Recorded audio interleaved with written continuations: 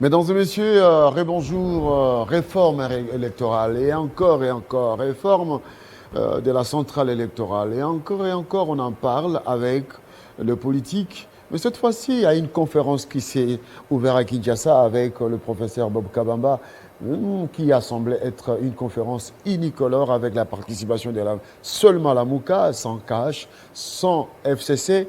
Eh bien, cette conférence a été suspendue. Pourquoi ça a été suspendu? Pourquoi cette organisation? Pourquoi le FCC n'a pas pris part, la coalition n'a pas voulu prendre part à ces assises? Nous en parlons avec notre invité de ce matin, François Nzekouye, député national et porte-parole du PPRD. François Nzekouye, bonjour. Bonjour, Crispin Chibassou. Merci d'avoir accepté l'invitation des Télé 50. Très tôt matin, pour des politiques qui travaillent jusque tard, vous acceptez de venir sur ce plateau. Merci pour l'honneur. Et alors, pourquoi vous n'avez pas pris part à ces assises? Crispin Chibassou, faisons une petite réflexion. Imaginez-vous l'université de Kinshasa se décide d'aller organiser une conférence en Belgique pour réunir la classe politique belge pour les aider à régler leurs problèmes. Vous savez que la Belgique a une maladie. Ils ont du mal à former le gouvernement à cause de multiples coalitions et parfois difficiles à gérer. Pensez-vous sincèrement qu'un éminent professeur de l'Université de Kinshasa, je cite par exemple, M. Mampouya, organiserait une telle conférence à Bruxelles et convoquerait tous les ténors de tous les grands partis politiques belges? Les rapports de force ne sont pas les mêmes. Nous sommes des pays souverains, indépendants. 60 ans après, nous devons nous respecter. C'est le minimum qu'on demande, le respect. Et nous ne sommes pas contre la réflexion. Tout le contraire. Nous sommes pour les réformes électorales. Je vous donnerai à l'exemple. Est-ce que vous pensez qu'il est encore opportun dans notre pays d'organiser une élection présidentielle au suffrage universel direct? Est-ce qu'un pays comme l'Afrique du Sud n'est pas développé parce que son président est élu au second degré? Est-ce qu'un pays comme l'Angola n'est pas développé parce que son président est élu au second degré? Est-ce que la plupart des démocraties occidentales votent les présidents au suffrage universel direct? La Grande-Bretagne, les États-Unis?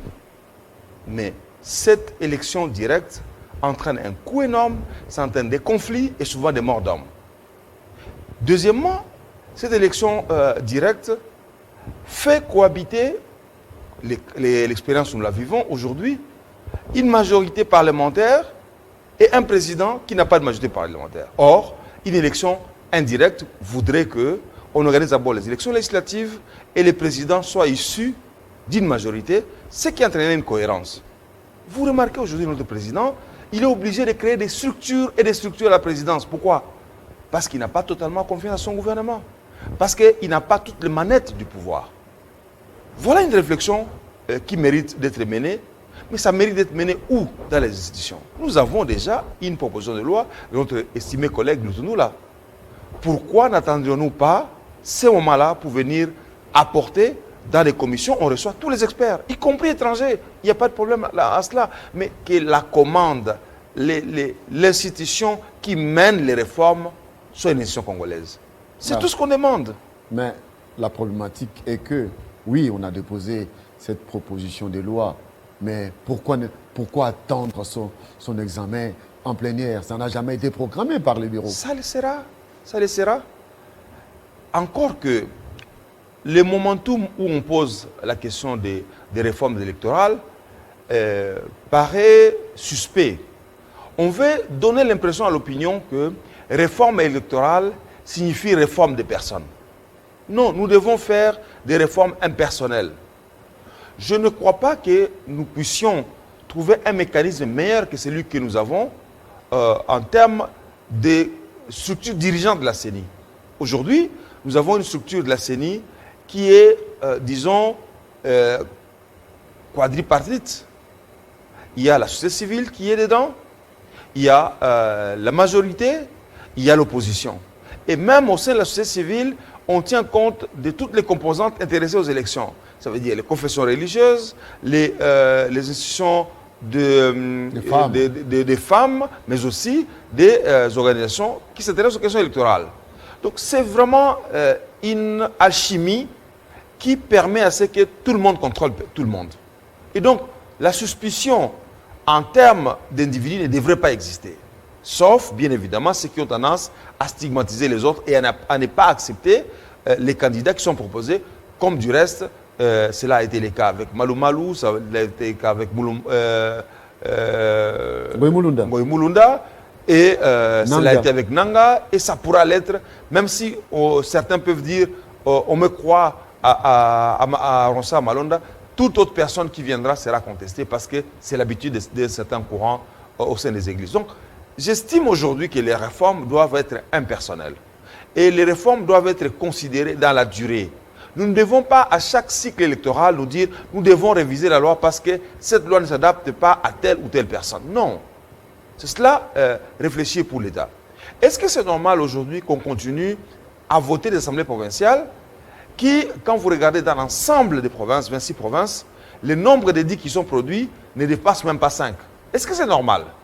Est-ce que c'est normal que les assemblées provinciales n'aient que comme rôle de déstabiliser les gouverneurs, qu'ils agissent bien ou pas, sauf si ils sont bien gérés, entre guillemets, par les gouverneurs, qui sont stables. Quand ils ne le sont pas, même s'ils travaillent bien pour les pays ou pour les provinces, ils sont instables. Donc, vous donnez raison à ceux qui pensent qu'il faut des réformes. Mais nous n'avons jamais dit le contraire, cher Chibassou. Nous avons dit nous sommes d'accord avec des réformes. Mais ces réformes doivent se faire dans un cadre institutionnel. Nous-mêmes, nous avons des réformes à porter sur la question électorale. Parce que les différentes réformes qui ont eu lieu par le passé ne sont pas allées jusqu'au bout de notre logique. Nous sommes, par exemple, pour une possibilité d'avoir des élections à un système majoritaire, liste majoritaire. Ceux qui gagnent dans une circonscription la majorité, ils prennent tout. Pourquoi? Parce que ça donne une cohésion dans l'action. Si vous avez une majorité solide, vous pouvez conduire des réformes. Encore que je l'ai dit de manière impersonnelle, ça peut être demain, nous, ça peut être l'UDP, ça peut être l'AFDC, ça peut être la MOUCA ou autre. Mais chaque groupe qui est au pouvoir a besoin d'état de manettes libres pour pouvoir mettre des réformes pour le développement du pays. Mais quand vous avez un pouvoir limité, il est clair que les intérêts divergents de ceux qui sont au pouvoir ou qui s'opposent freinent le développement d'un pays. Mais pourquoi ne pas participer à cette conférence organisée avec l'apport d'un fils congolais, professeur Bob Kalamba, qui est parmi les rédacteurs aussi et qui ont participé à la rédaction de la Constitution? Mais ce que j'ai dit, Bob Kalamba, pour qui j'ai beaucoup d'estime, c'est un ami, a mal procédé, il faut le lui dire. A mal procédé? Il a mal procédé. Il devait faire quoi? De mon point de vue, il aurait dû attendre que les débats commencent au Parlement et qu'ils viennent proposer ses services, non pas avec une casquette belge, pas avec des fonds belges. Il a des structures. Il aurait pu se faire passer dans des structures d'appui aux élections et venir donner sa contribution pendant que les débats allaient se faire, soit en commission ou même pendant que le gouvernement allait donner ses avis sur l'évolution de la loi de Ludundula. Et donc, il y a des tas de mécanismes qui lui permettent de donner son point de vue ou le point de vue des intellectuels congolais qui œuvreraient en Belgique, aux États-Unis, au Canada ou ailleurs. Toute idée est acceptée. Mais le problème, c'est la procédure. Et donc, nous donc, pour vous, là où les bas blessent, c'est le fait que le professeur Kabamba s'est fait accompagner par de Belges. Ça, oui, ça pose problème. Mais aussi, il veut donner l'impression de travailler en amont et non pendant les processus législatifs qui est reconnu dans les cadres institutionnels. Donc, il devait venir en appui à la commission de loi, par exemple, au moment des débats pour dire voilà, telle possibilité de réflexion, de voies des sorties vers lesquelles nous pouvons éventuellement aller et laisser la liberté aux parlementaires d'en décider.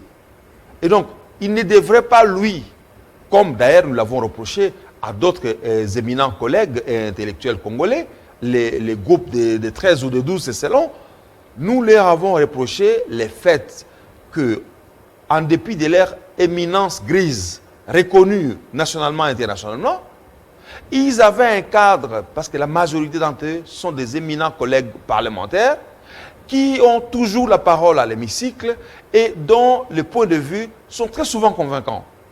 Donc, ils auraient eux aussi mis à profit le fait qu'on examine la proposition de loi de leurs collègues du reste pour que nous puissions en débattre sereinement, plutôt que de faire une démarche qui est aussi reprochée d'être sous la coupe des étrangers.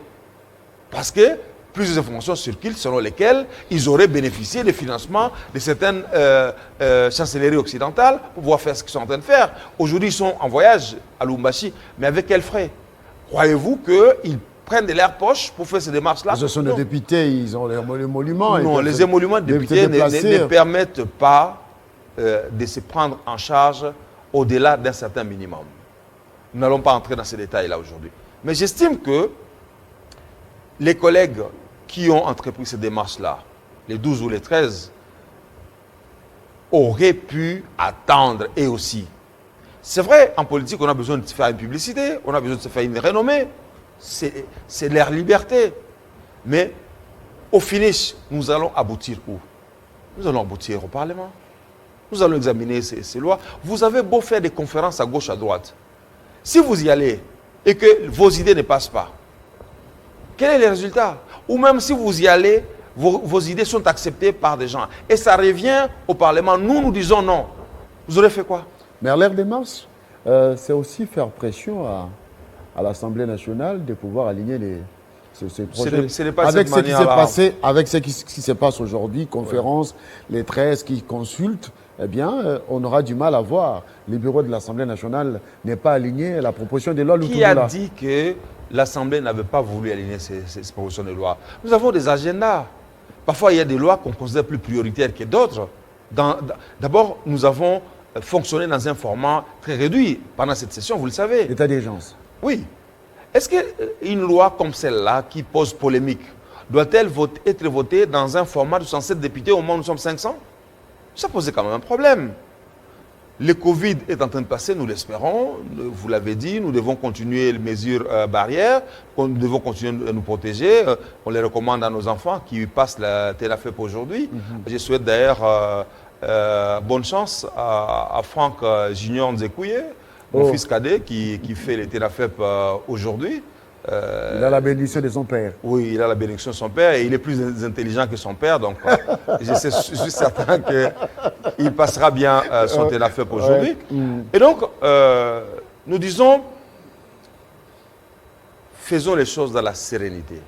Faisons les choses pour l'intérêt du pays et non pour nos intérêts individuels. Alors, pourquoi je me pose la question, pourquoi cet intérêt de Belges, de la communauté internationale, en rapport avec la problématique de la centrale électorale du Congo, les réformes électorales en RDC?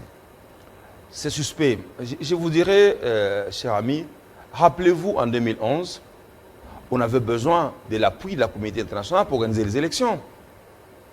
Mais la communauté internationale nous a fait faux bon. Même la MONUSCO a refusé de nous donner ses hélicoptères. Nous avons dû recourir à un pays ami, l'Afrique du Sud, pour que l'armée sud-africaine nous envoie des hélicoptères pour transporter le matériel électoral. Nous avons organisé les élections de 2018 à fonds propres. Mais curieusement aujourd'hui, pendant que les économies occidentales souffrent sérieusement par les conséquences de Covid, on trouve miraculeusement de l'argent pour venir organiser des forums sur les élections à l'ouverture du Congo. Vous comprenez que l'intention n'est pas de la bienséance, ce n'est pas de la philanthropie. Il se cache quelque chose derrière. Ils veulent conduire le processus électoral congolais pour pouvoir placer les hommes à leur coupe, les hommes qui vont les obéir au doigt et à l'œil. Et nous disons non, nous sommes majeurs, nous avons 60 ans aujourd'hui. Nous ne pouvons pas continuer à accepter de nous inféoder à des petits pays occidentaux dont la taille et le nombre d'habitants ne peut à rien faire concurrence à la République démocratique du Congo si nous, Congolais, nous conjuguons nos énergies pour pouvoir développer notre pays. Nous ne manquons pas d'intelligence. Combien d'universités avons-nous dans ces pays aujourd'hui? Combien d'universitaires de qualité n'avons-nous pas pour que nous puissions dire aujourd'hui qu'il faille nécessairement aller prendre l'expérience belge. Et si vous avez vu les images au centre de César, les protocoles, les gens qui organisaient la logistique, c'était des Occidentaux, des Blancs, des Pau. Je n'ai rien contre les Blancs. Mais non, soyons sérieux. Soyons sérieux, aimons les Congos et faisons en sorte que des enjeux majeurs de notre pays soient dirigés par le peuple congolais. Et cette réticence, vous l'avez dit au début, le PPRD est réticent, mais il n'y a pas que le PPRD, il y a les caches.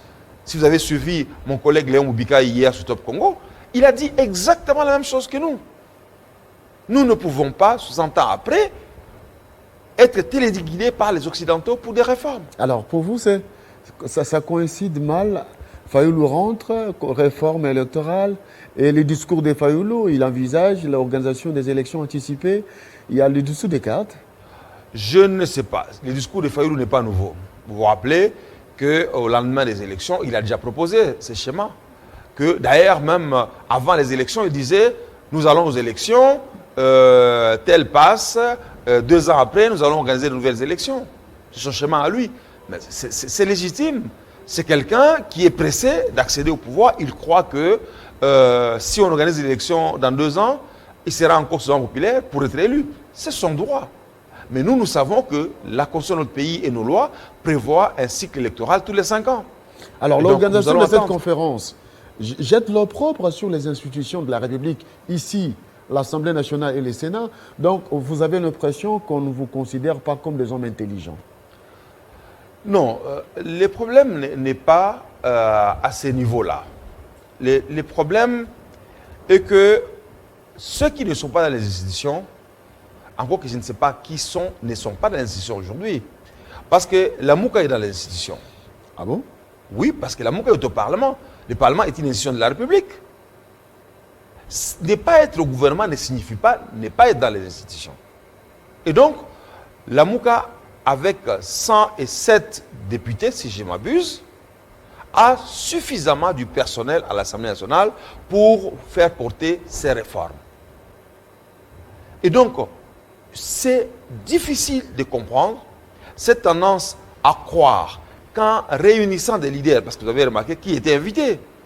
On invite Moïse Katumbi, on invite Martin Fayoulou, on invite Jean-Pierre Bemba, on invite Mouilania, je ne sais pas qui d'autre. C'est faire croire aujourd'hui que le mandat de député est impératif. Ça veut dire qu'un député doit nécessairement répondre des ordres de sa hiérarchie politique. Non. Il y a des questions pour lesquelles les députés estiment que le mot d'ordre ne marche pas. Et donc, il faut prendre en considération cette élite légitime du peuple qui représente une portion de la population et chacun d'entre nous, ou plutôt dans l'ensemble, les 500 députés, nous représentons tout le peuple congolais de la même manière que le président de la République. Donc, ce minimum de respect vis-à-vis de notre mandat veut que nous n'acceptions pas qu'on puisse prendre nos prérogatives. C'est tout simplement cela. Donc, au-delà de ces respects, si on nous respecte et si quelqu'un vient nous faire des propositions, des réflexions dans le cadre de notre institution, nous les prenons. Combien de séminaires on a organisés au profit des parlementaires, financés par les PNUD, financés par l'Union européenne, financés par l'OIF? Est-ce que nous les avons refusés? Non. Pourtant, ce sont des étrangers aussi. Mais nous disons qu'ils sont venus dans notre cadre. Ils sont venus nous appuyer dans notre cadre. Et non pas déplacer le Parlement dans la rue. Et c'est tout ce que nous demandons. Et je ne sais pas pourquoi cela est si difficile à comprendre. Donc, nous ne sommes pas opposés aux réformes. Nous ne sommes pas opposés à un renforcement des capacités éventuelles. Nous ne sommes pas opposés au dialogue ou à l'assistance éventuelle des pays étrangers, mais nous ne sommes pas prêts à être téléguidés, nous ne sommes pas prêts à être influencés, nous ne sommes pas prêts à nous sentir redevables de qui que ce soit par rapport à nos processus électoraux qui est un acte de souveraineté. Et Kabila l'a démontré en 2018 en refusant toute aide par rapport aux élections. C'était dur à gérer, mais nous l'avons fait. Et tous les pays qui sont épris d'un sens de dignité nous respectent par rapport à cela. Et nous devons continuer. Nous appelons le président de la République actuelle, Antoine Félix Tshisekedi, de poursuivre cet élan de nationalisme, de comprendre que les Occidentaux ne sont pas nos amis, ce sont des partenaires qui viennent vers nous pour les intérêts, pour leurs intérêts d'abord et de manière accessoire pour nos intérêts. Et donc, nous ne pouvons pas continuer à nous comporter comme si nous étions en 1958. Et je suis fier d'avoir entendu mon collègue Léon Moubika de l'UDPS, et je suppose que son point de vue rencontre celui du chef de file de sa famille politique. Nous devons aller dans ce sens-là. Nous devons accepter des réformes qui sont voulues par les Congolais, pour les Congolais, dans les cadres voulus par la Constitution et les lois de la République démocratique du Congo. Alors, pour le professeur Kabamba, l'initiateur de ce forum, oui, nous suspendons cette conférence pour faire appel à la coalition de rejoindre la table de négociation pour trouver des consensus. Moi, je réponds à Bob Kabamba de surseoir son forum et de les préparer en septembre ou en octobre, quand nous allons aligner la loi, la réforme de la loi électorale, et de venir donner son appui intellectuel aux parlementaires qui sont, eux, voulus par la Constitution et les lois de notre pays pour pouvoir faire les réformes dans le cadre légal. Alors, quand on voit cette gymnastique, cette agitation de la classe politique, on se pose la question, moi personnellement, je pose la question, vous êtes très intelligent, vos interventions à l'Assemblée nationale sont toujours de haute qualité. Est-ce que le fait qu'à chaque fois qu'il y a élection en RDC, après les élections, on cherche toujours des conciliambiles, est-il nécessaire qu'on puisse continuer avec la démocratie ou on doit gérer les pays avec des conciliambiles? Non, nous devons continuer avec la démocratie. La culture démocratique est difficile à adopter. Parce qu'il y a une jurisprudence, il y a eu des concertations. Oui. Il y a eu des concertations, il y a eu le dialogue de l'OIA, il y a eu le dialogue de Sun City. Et les recommandations de ce dialogue ont abouti à l'organisation, à la mise en place d'un gouvernement, de 2 gouvernements. À l'époque, il y a eu le gouvernement Matata a été revu, c'est-à-dire qu'aujourd'hui, les autres se disent qu'il y a une jurisprudence, on peut se baser sur cette expérience pour proposer la donne à l'actuelle majorité. C'est un point de vue, mais moi je pense que nous devons consolider notre démocratie. Nous devons de plus en plus accepter les résultats des élections. Mais en même temps, nous devons pousser les pays vers le développement. Parce qu'en fait, l'engouement que nous remarquons aujourd'hui vers les élections est lié à un stéréotype. Dans l'imaginaire populaire, l'on pense que les politiques sont les mieux payés de la nation. Et donc tous, nous devons aller vers la politique pour pouvoir être bien rémunérés. Et donc, il faut inverser l'équation. Il faut faire en sorte que les métiers de la vie de chaque jour soient aussi bien rémunérés que les métiers politiques. Qu'un professeur d'université soit bien payé, qu'un médecin le soit, qu'un magistrat, qu'un enseignant, que chacun puisse avoir une rémunération qui soit équitable et que la tension salariale entre les salaires les plus élevés et les salaires les plus faibles ne soit pas aussi élevée. C'est cela la voie que nous devons mener et on ne le dit pas souvent. Les réformes que les gouvernements actuels sous l'autorité de Ilunga Lunkamba est en train de mener vont amener à cela si nous arrivons à un plus grand consensus. Vous avez suivi l'adoption du plan national stratégique de développement qui est une boussole qui nous permet de nous projeter d'ici 2060 avec comme premier pilier la construction des parcs agroalimentaires, puis les parcs industriels et puis les parcs scientifiques et technologiques. C'est des idées, je crois qu'on aura l'occasion d'aborder ces questions-là à fond dans une émission spécialisée, mais c'est aussi ces réformes que sont en train de mener les ministères du Budget et des Finances sur l'informatisation de la chaîne des recettes.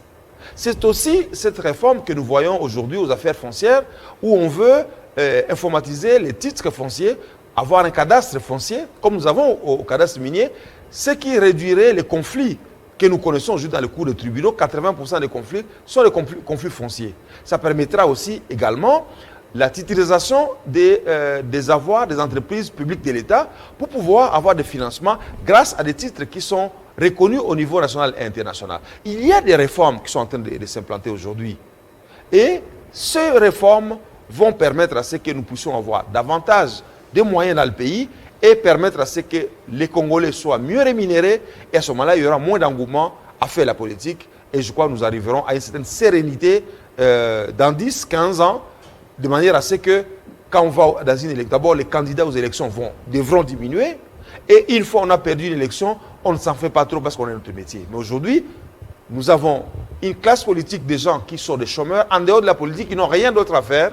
Et quand ils perdent un poste politique, pour lui, c'est la mort. Et donc, c'est cela que nous devons changer. Nous devons faire en sorte que nous éduquions nos enfants à aller dans d'autres domaines et faire en sorte que notre économie puisse rémunérer toutes les activités de la nation pour que les politiques soient vraiment des gens qui ont la vocation à servir et non les gens qui vont en politique pour se servir. Le PPRD sont des nationalistes? Absolument, et vous le savez très bien. Le PPRD est un parti issu du mouvement de libération mené par M. Laurent Désiré Kabila et qui a été poursuivi par son géniteur à travers Joseph Kabila, qui ne jure que par les intérêts du Congo et pour le Congo. Les pays étrangers sont des partenaires d'affaires avec lesquels nous devons traiter d'égal à égal. Vous allez lever la voix à chaque fois que la nation sera menacée, ces institutions. Vous en avez l'habitude et vous le savez bien, nous sommes les gardiens du temple.